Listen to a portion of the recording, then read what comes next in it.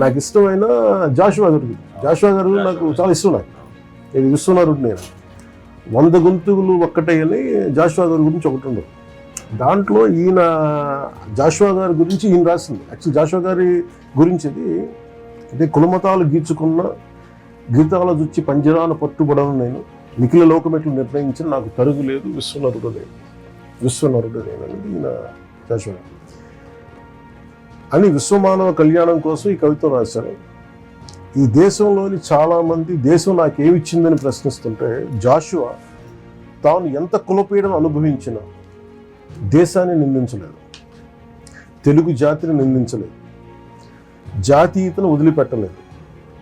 స్పష్టమైన జాతీయ సామాజిక దృక్పథంతోనే కవితలు రాశారు.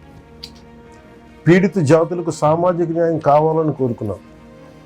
సామాజిక స్పృహతో తన రచనలకు బాధ్యత వహించే ఏ కవి రచయిత అయినా నేల విడిచి సాము చేయడం, తాను పుట్టిన నేల, ఊరు, ప్రాంతం, దేశాన్ని ప్రేమిస్తూనే జాతీయతను హృదయానికి హత్తుకుంటూ రచనలు చేశారు.